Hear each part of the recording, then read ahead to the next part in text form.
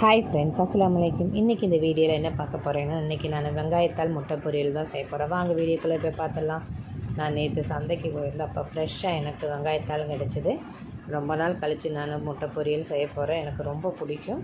இதில் vitamin A, vitamin C எல்லாம். இந்த முட்டை பொரியல் சுடுகஞ்சி, பழைய சாப்பாடு, சப்பாத்திக்கு எல்லாமே தொட்டு சாப்பிட்லாம். செம்ம டேஸ்ட்டாக இருக்கும். நம்ம கிரேவி மாதிரியும் பண்ணிக்கலாம். இப்போ நான் வெங்காயத்தால் நல்லா வாஷ் பண்ணி குட்டி குட்டியாக கட் பண்ண போகிறேன். இப்போ வெங்காயத்தால் நம்ம குட்டி குட்டியாக கட் பண்ணிக்கலாம். இதுவே போல் குட்டி குட்டியாக கட் பண்ணிக்கணும். இப்போ கட் பண்ணி முடிச்சிட்டேன். இப்போ நான் முட்டை பொரியல் செய்ய போகிறேன். இதுக்கு தேவையான ஒரு பல்லேரி, 3 பூண்டு, அதையும் நான் கட் பண்ணி வச்சுட்டேன். இப்போ முட்டை பொரியல் எப்படி செய்யலான்னு போய் பார்க்கலாம் வாங்க. ஃபஸ்ட்டு ஒரு கடாயில் எண்ணெய் ஊற்றி எண்ணெய் காஞ்சதுமே கடுகு, பெரிய வெங்காயம், பூண்டு இதெல்லாம் போட்டு நல்லா மிக்ஸ் பண்ணிக்கலாம். வெங்காயத்தோட பச்சை வாசனை போனதுமே வெங்காயத்தால் போட்டுக்கலாம்.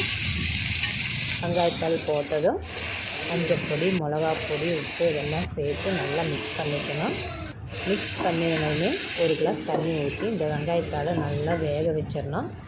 இதுபோல் வெங்காயத்தால் நல்லா வெந்ததுமே இதில் முட்டையை உடச்சி ஊற்றி நல்லா சிக்கி வறுக்கணும். நான் இன்றைக்கி 5 முட்டை தான் போட்டிருக்கிறேன்.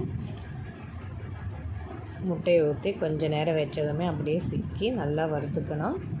செம்ம டேஸ்ட்டாக இருக்கும். நீங்களும் கண்டிப்பாக செஞ்சு பாருங்கள். செம்ம டேஸ்ட்டாக இருக்க போது இது பழைய சோற்றுக்கு, சுடுகஞ்சிக்கு எல்லாமே போட்டு ஆல்மோஸ்ட் முட்டை பொரியல் ரெடி ஆயாச்சு. இந்த வீடியோ முடிஞ்சிருச்சு. இது பிடிச்சிச்சுன்னா லைக் பண்ணுங்கள், ஷேர் பண்ணுங்கள், கமெண்ட் பண்ணுங்கள், சப்ஸ்கிரைப் பண்ணுங்கள். ஓகே, பாய் பாய்.